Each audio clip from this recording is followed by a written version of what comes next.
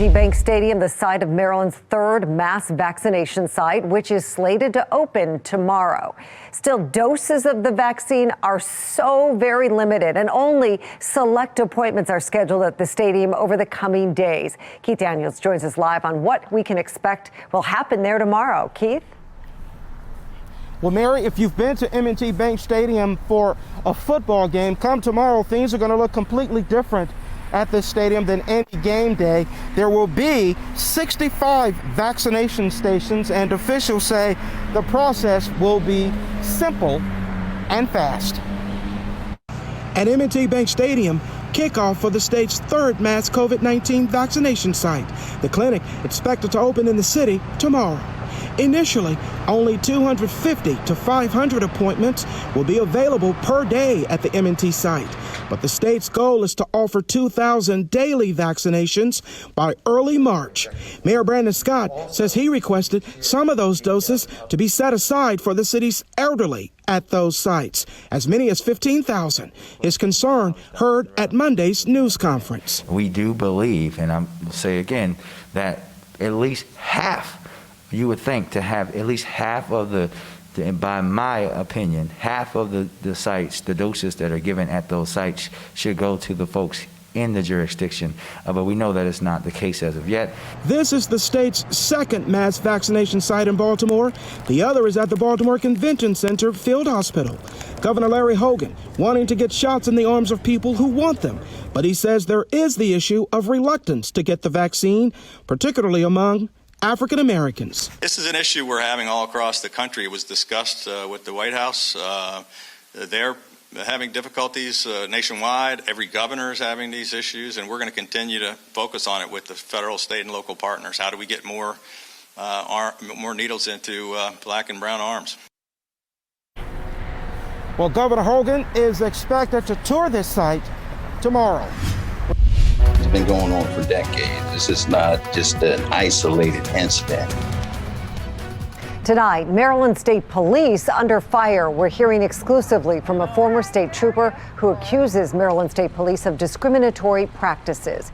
Good evening, everybody. I'm Mary Bubala. I'm Kai Jackson. The concerns were brought up recently by more than 20 black troopers who came forward with a number of accusations from the past few years. Some troopers say they were overlooked for promotions or received harsher discipline than white officers. But the former state trooper we're hearing from tonight says the issues date back decades.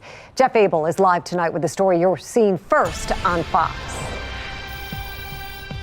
You know, troopers say these practices have taken place for as long as 20 years, and tonight it appears they've reached a boiling point. There needs to be a clear message that we need to see something different. For almost 20 years, retired state trooper Rodney Morris watched as he says black troopers were promoted less and disciplined more than white troopers. The common feeling of most African Americans on the department that whatever you do, you got to make sure that you're doing it in the right manner. Otherwise, if something should happen, you're going to be punished in a severe manner. We are back at square one. It's worse now than it was in the 90s. Charges of racial discrimination came to a boil at a legislative Black Caucus meeting last week, where lawmakers demanded answers from State Police Colonel Jerry Jones. We have been getting complaints after complaints after complaints about your agency. The discipline is shameful.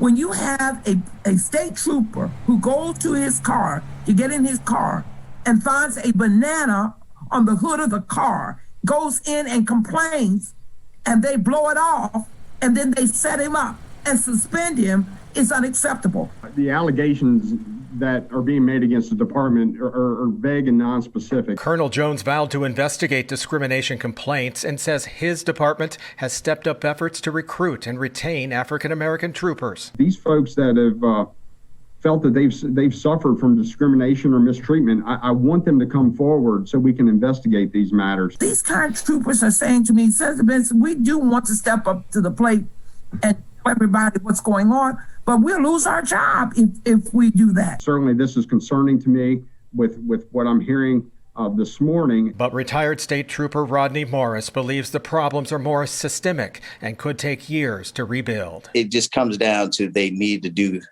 things differently.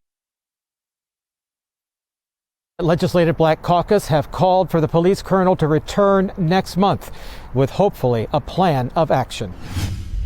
My job supports my family. The chants, open up or pay up, and signs, our families matter too. Loud and clear. Our families matter too. Baltimore's adult entertainment industry outside City Hall calling on Mayor Brandon Scott to lift the ban on performances. Politicians go to clubs too. The lead economic driver for these establishments. Is this the legacy you want to leave? To disenfranchise us and ignore us? The calls so blaring, another press conference outside City Hall had to be put on hold, rescheduled for another day. Open up my job, I have to support my family.